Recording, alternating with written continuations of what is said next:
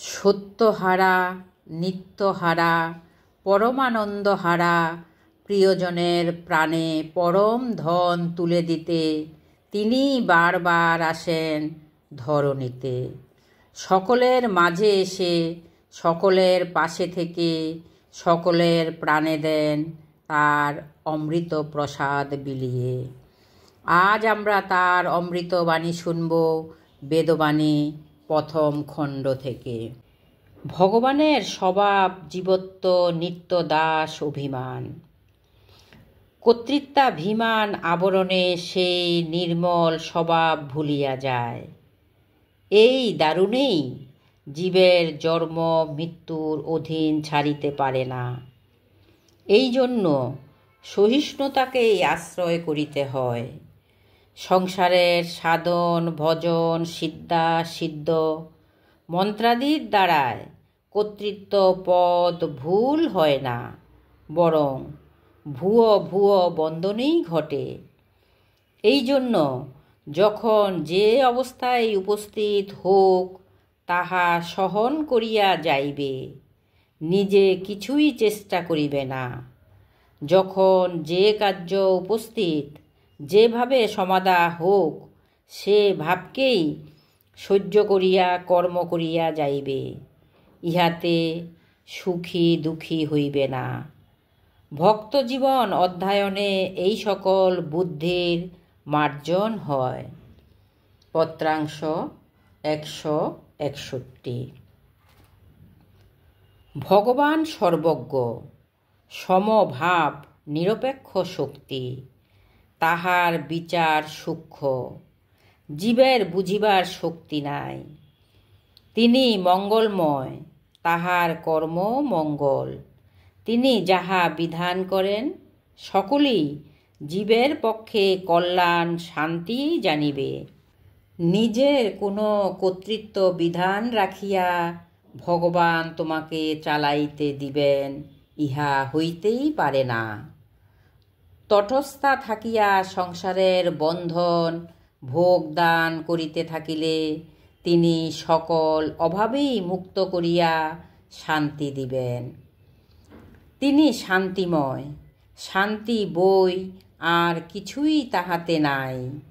তাহাকে ভুলিয়াই কর্তৃত্বাভিমানে নানান অভাব ভোগ দণ্ড ভোগ করিয়া থাকে। অতএব সর্বদা ভগবানের উপরই ন্যস্ত করিয়া তাহার সংসার আরোহণ স্থিতি করিবে। তিনি মঙ্গল করিবেন, চিন্তা করিবে না। পত্রাংশ 162। সংসার মায়াময়, অস্থায়ী ক্ষর প্রকৃতি দ্বারা গঠিত গতাগতি। পুনঃ পুনঃ অদৃষ্টানুসারে জীবের সুখ দুঃখ ভোগ হইয়া থাকে।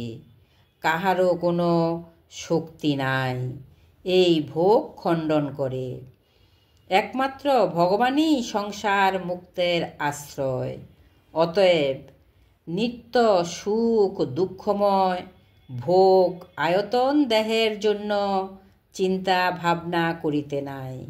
পত্রাংশ 163।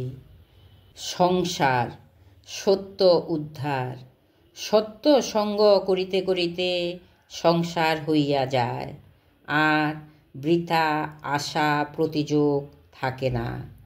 কর্তৃত্বাভিমানিত্ব রসে মুগ্ধ হইয়া ইদং মিদং চিন্তায় রত হয়। এই কর্তৃত্বাভিমানকেই ভ্রম বলিয়া নির্দেশ করে। ভগবৎ শক্তি স্মৃতি লোপ করিয়া দেয়। প্রতিক্ষণেই কোনো বিষয়ে কর্তৃত্ব স্থাপন থাকে না দেখিয়াও ভ্রান্তি হইতে বিরত হইতে চেষ্টা করে না।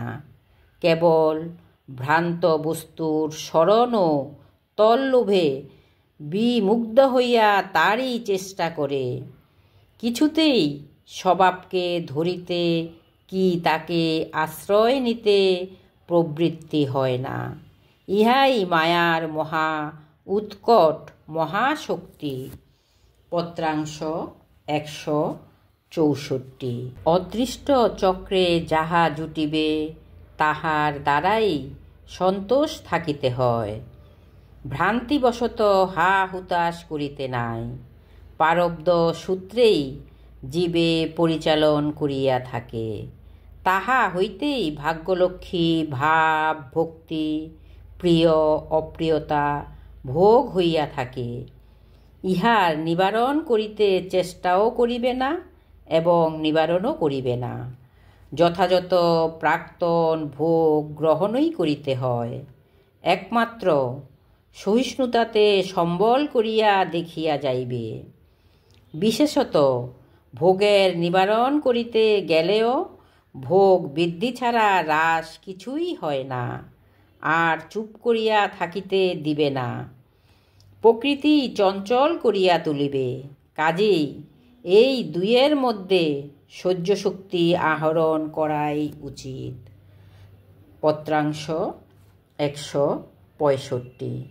ঠাকুরের আতুল চরণে শত সহস্র প্রণাম জানিয়ে শেষ করছি। সবাইকে জানালাম রামময় প্রীতি ও শুভেচ্ছা। জয় রাম, জয় গোবিন্দ।